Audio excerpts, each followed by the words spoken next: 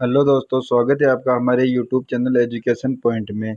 तो आज हम आपके लिए लेके आए जिला दर्शन सीरीज की अगली क्लास, जिसमें हम बात करेंगे नीमका थाना जिले के बारे में, जो कि सीकर तथा झुंझुनू दो जिलों से अलग होकर एक स्वतंत्र जिला बना है। तो बिना टाइम वेस्ट किए पहले तो नीमका थाना जिले से संबंधित इंपॉर्टेंट क्वेश्चन कॉल करते हैं और बाद में इसके फैक्ट देखेंगे। तो चलो क्लास को स्टार्ट करते हैं। पहला प्रश्न हमारा ये रहा, नीमका थाना जिले की सीमा कितने जिलों की सीमा को स्पर्श करती है? 5, 6, 4 और 7। तो देखो, नीमका थाना जिले की सीमा कितने जिलों की सीमा को स्पर्श करती है? ऑप्शन नंबर सी, 4 जिलों से। कौन कौन से हैं? तो एक फैक्ट के माध्यम से इन चारों जिलों के बारे में देखते हैं। तो देखो, फैक्ट आपका ये रहा, नीमका थाना जिले को स्पर्श करने वाले जिले, एक तो है झुंझुनू, दूसरा है सीकर, तीसरा है जयपुर ग्रामीण और चौथा है कोटपुतली बहरोड। इन 4 जिलों की सीमा से नीमका थाना जिले की सीमा स्पर्श करती है। ठीक है, ध्यान में रखना है, झुंझुनू, सीकर, जयपुर ग्रामीण तथा कोटपुतली बहरोड। ठीक है, आगे बात करते हैं अगले प्रश्न की। प्रश्न नंबर 2, नीमका थाना कितने जिलों से अलग होकर एक नया जिला बना? 2 जिलों से, 4 जिलों से, 3 जिलों से और 1 जिलों से। देखो, नीमका थाना जो है ना, वो 2 जिलों से अलग होकर एक नया जिला बना। कौन कौन से 2 जिले हैं? एक तो है सीकर, ठीक है, और दूसरा है झुंझुनू। झुंझुनू, इन दोनों जिलों से अलग होकर एक स्वतंत्र जिला बना है। ऑप्शन नंबर 1 करेक्ट आंसर हो जाएगा। ठीक है, आगे देखते हैं अगला प्रश्न। प्रश्न नंबर 3, नीमका थाना जिले में कितने उपखंड हैं? 3 उपखंड, 4 उपखंड, 5 उपखंड और 6 उपखंड। तो देखो, नीमका थाना जिले में कितने उपखंड हैं? ऑप्शन नंबर बी, 4 उपखंड हैं।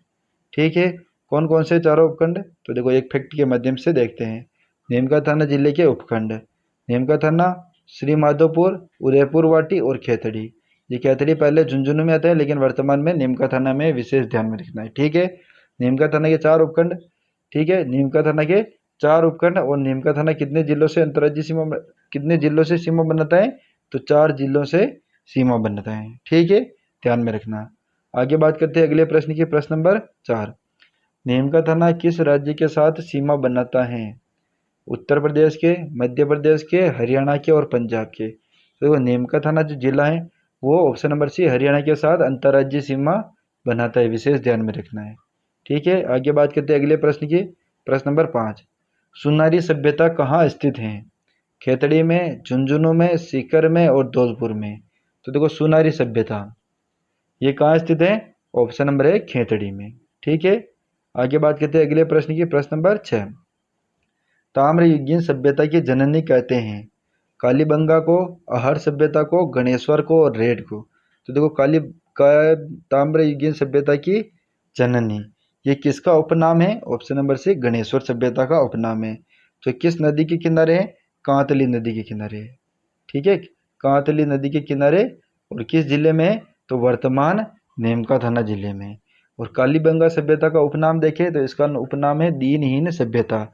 और इसकी सर्वप्रथम खोज की थी अमलानंद घोष ने, तथा उत्खनन किया बीबी लाल तथा बीके थापड़ ने। आर्य सभ्यता का उपनाम देखें तो इसका उपनाम है मृतकों का टीला। और अक्षय कीर्ति व्यास ने सर्वप्रथम उत्खनन किया था। ठीक है, और आगे देखें रेड सभ्यता। तो रेड सभ्यता का जो उपनाम क्या है? प्राचीन भारत का टाटानगर। और रेड सभ्यता टोंक जिले में है और ढील नदी के किनारे स्थित है। ये भी आपको ध्यान में रखना है। ठीक है, तो देखो आगे देखते हैं, इसके फैक्ट देख लेते हैं। गणेश्वर सभ्यता का एक महत्वपूर्ण फैक्ट है। ठीक है, गणेश्वर सभ्यता सर्वप्रथम जिला कौन सा है? नीमका थाना जिले में। ठीक है, नदी कौन सी है? कांतली नदी के किनारे। उत्खनन किसने किया? आरसी अग्रवाल ने। ये कई बार पूछता है, प्रश्न याद रखना है कि गणेश्वर सभ्यता का उत्खनन किसने किया? आरसी अग्रवाल ने। और विशेष में क्या है, यहाँ एक तो मछली पकड़ने का कांटा मिला, और एक तांबे के सर्वाधिक उपकरण भी गणेश्वर सभ्यता से मिले। इसीलिए ताम्रयुगीन सभ्यता की जननी कहते हैं गणेश्वर सभ्यता को।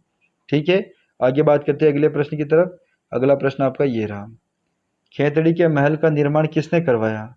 अजीत सिंह ने, भोपाल सिंह ने, राम सिंह ने और समर सिंह ने। तो देखो, खेतड़ी के महल ये कहाँ पे है? तो खेतड़ी में है और नीमका थाना जिले के अंतर्गत आते हैं। और इनका निर्माण किसने कराया? Option number B, Bhopal Singh ने। और खेतड़ी के महल को शेखावटी का हवा महल भी कहा जाता है। और ये 5 मंजिला है। ठीक है, और इसकी झलक जो लखनऊ का जो बुलबुले हैं उसके समान इसकी झलक मिलती है। ठीक है, तो विशेष ध्यान में रखना है, शेखावटी का हवा महल खेतड़ी महल को कहते हैं। इसका निर्माण किसने कराया? महाराजा भोपाल सिंह ने कराया। और कहाँ कराया? तो खेतड़ी, जो कि वर्तमान में किस जिले में आता है? नीमका थाना जिले में थे वहाँ पे करवाया। ठीक है, आगे बात करते हैं अगले प्रश्न की। प्रश्न नंबर 8, पाटन की स्थापना किसने की? हमीरदेव तोमर ने, राज सिंह तोमर ने, जय सिंह तोमर ने और भोपाल सिंह तोमर ने। तो देखो पाटन है, इसकी स्थापना किसने की? Option number A, Hamirdev Tomar ने। ठीक है, आगे बात करते हैं अगले प्रश्न की। प्रश्न नंबर 9, बेगू किसान आंदोलन का नेतृत्व किसने किया? विजय सिंह पथिक ने, जय नारायण व्यास ने, राम नारायण चौधरी ने और भोपाल सिंह ने। तो देखो बेगू किसान आंदोलन का नेतृत्व किसने किया? Option number C, Ram Narayan Chaudhary ने, जिनका जन्म कहाँ हुआ था? नीमका थाना में हुआ था। ठीक है, इसके बारे में एक फैक्ट देख लेते हैं राम नारायण चौधरी से संबंधित। तो देखो फैक्ट आपका ये रहा, राम नारायण चौधरी से संबंधित है, इनका जन्म कहाँ हुआ? नीमका थाना में। ठीक है, इनकी पुस्तकें कौन कौन सी हैं? 20वीं सदी का राजस्थान, ठीक है, और दूसरी है नेहरू जी मेरी नज़र में। ये दोनों पुस्तकें इनकी कई बार पूछता है, ध्यान में रखना है। 20वीं शताब्दी का राजस्थान तथा नेहरू जी मेरी नज़र में किसकी पुस्तक है? रामनारायण चौधरी की, जिनका जन्म हुआ नीमका थाना जिले में और राजस्थान सेवा संघ के स्थायी सदस्य रहे। ठीक है, और बेगू किसान आंदोलन का नेतृत्व किया। ये दोनों बातें भी कई बार पूछा जाता है। ठीक है, आगे देखते हैं अगले प्रश्न की तरफ। अगला प्रश्न आपका ये रहा, प्रश्न नंबर 10, अजीत सिंह बांध कहाँ स्थित है? नीमका थाना में, खेतड़ी में, पाटन में और डींग में। तो देखो अजीत सिंह बांध ये कहाँ स्थित है? ऑप्शन नंबर बी, खेतड़ी में। ठीक है, आगे देखते हैं अगला प्रश्न। प्रश्न नंबर 11, हिंदुस्तान कॉपर लिमिटेड की स्थापना कब हुई? 1967 में, 1968 में, 1969 में, 1970 में। तो हिंदुस्तान कॉपर लिमिटेड, इसकी स्थापना कहाँ हुई? खेतड़ी में हुई। ठीक है, खेतड़ी में इसकी स्थापना हुई। और खेतड़ी किस जिले में था? तो नीमका थाना जिले में था। कब हुई? ऑप्शन नंबर है 1967 में। ठीक है, आगे बात करते हैं अगले प्रश्न की। प्रश्न नंबर 12, पन्ना लाल शाह तालाब कहाँ स्थित है? खेतड़ी में, बालोतरा में, डींग में और भरतपुर में। देखो पन्ना लाल शाह तालाब ये कहाँ है? ऑप्शन नंबर है खेतड़ी में। ठीक है, आगे बात करते हैं अगले प्रश्न की। प्रश्न नंबर 13, प्रीतमपुरी झील कहाँ है? नीमका थाना में, केकड़ी में, बालोतरा में और गोगुंदा में। देखो प्रीतमपुरी झील ये कहाँ स्थित है? ऑप्शन नंबर ए, नीमका थाना में। ठीक है, अगला प्रश्न, प्रश्न नंबर 14, दाढ़ी मूंछ वाले राम लक्ष्मण जी का मंदिर स्थित है?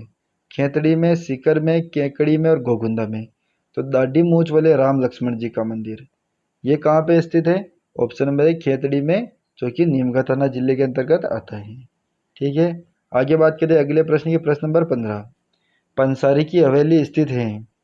श्री माधोपुर में, खेतड़ी में, बयाना में और राम नारायण चौधरी नहीं है यहाँ पे, या कोई भी और नाम देख लो। ठीक है, तो पंसारी की हवेली ये कहाँ स्थित है? तो ये है option number A, Shri Madhopur में। ठीक है, आगे बात करते हैं अगले प्रश्न की। प्रश्न नंबर 16, नीमका थाना में कितनी तहसीलें हैं?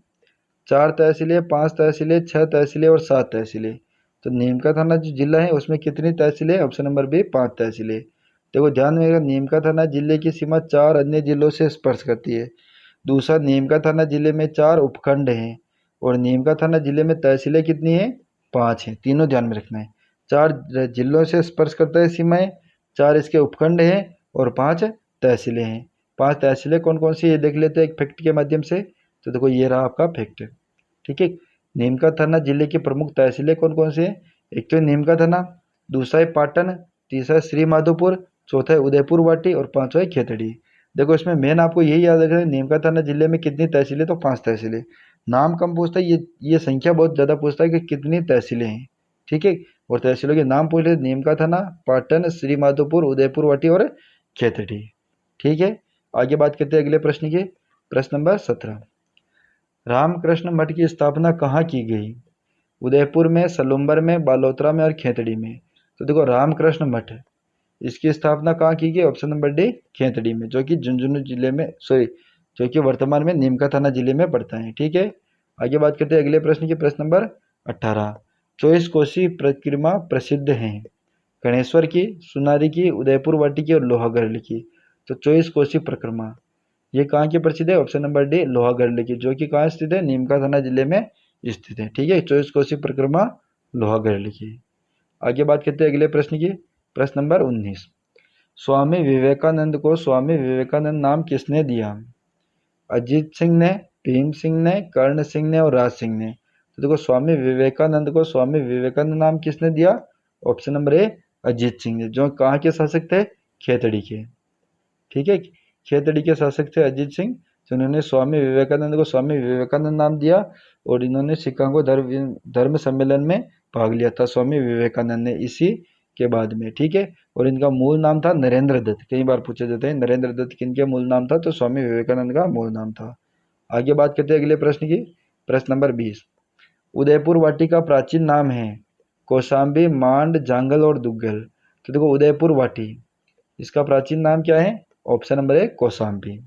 ठीक है, आगे बात करते हैं अगले प्रश्न की। प्रश्न नंबर 21, राजस्थान में सती प्रथा का अंतिम प्रमाण कब मिला? 4 सितंबर 1987 को, 2 मार्च 1988 को, 5 अप्रैल 1986 को, 2 मई 1985 को। तो देखो राजस्थान में सती प्रथा का अंतिम प्रमाण ये कहाँ से मिला? तो यह दीवराला ग्राम, यहाँ से नीमका थाना से। और अंतिम सती प्रथा की गणना किसने की? तो रूप कंवर ने। ठीक है, और कब हुई है? ऑप्शन नंबर ए 4 सितंबर 1987 को। और इसके बाद में इस समय मुख्यमंत्री थे हरिदेव जोशी, जिन्होंने इस प्रथा को समाप्त कर दिया था। ठीक है, अध्यादेश जारी करके। और इसी कारण हरिदेव जोशी को अपने पद से इस्तीफा भी देना पड़ा, ये भी आपको ध्यान में रखना है। ठीक है, तो देखो ये थे अपने प्रश्न, और चलो फैक्ट की तरफ चलते हैं। आज के फैक्ट हमारे ये रहे। पहला फैक्ट रहा नीमका थाना, जिला से संबंधित है सारे फैक्ट। ठीक है, नीमका थाना के उपनाम क्या है? तो एक तो ताम्रवती नगरी, एक इसे तोरावाटी कहते हैं। ठीक है, ये दोनों इसके उपनाम है। ठीक है, और शाकंभरी माता का मंदिर ये कहाँ है? तो ये आपके नीमका थाना में है, ध्यान में रखना है। गणेश्वर सभ्यता ये भी कहाँ पे है? नीमका थाना में है, जो कि कांतली नदी के किनारे विकसित हुई, और इसे ताम्रयुगीन सभ्यता की जननी कहते हैं। ठीक है, आगे बात करते हैं अगले फैक्ट की। अगला फैक्ट आपकी ये रहा, एक तो सुनारी सभ्यता, ये कहाँ है? तो ये खेतड़ी में, जो कि नीमका थाना जिले में है। ठीक है, एक है गुरादा सभ्यता, ये भी आपके कहाँ है? नीमका थाना जिले में है। एक है गणेश्वर सभ्यता, ये भी नीमका थाना जिले में है। ठीक है, आगे बात करते हैं इनके प्रमुख स्थल के बारे में। तो देखो नीमका थाना जिले से संबंधित स्थल कौन से महत्वपूर्ण? तो प्रमुख स्थल, एक तो है नीमका थाना, ठीक है, दूसरा है गणेश्वर सभ्यता, तीसरा है खेतड़ी सभ्यता, चौथा है सुनारी सभ्यता। ठीक है, आगे बात करते हैं अगले फैक्ट की। तो देखो अगला फैक्ट ये रहा आपके, एक तो है पन्नालाल शाह तालाब, ये कहाँ पे? नीमका थाना जिले में। एक है नेतराम गरीर, इनका संबंध किससे है? नीमका थाना जिले से, ये विशेष ध्यान में रखना है।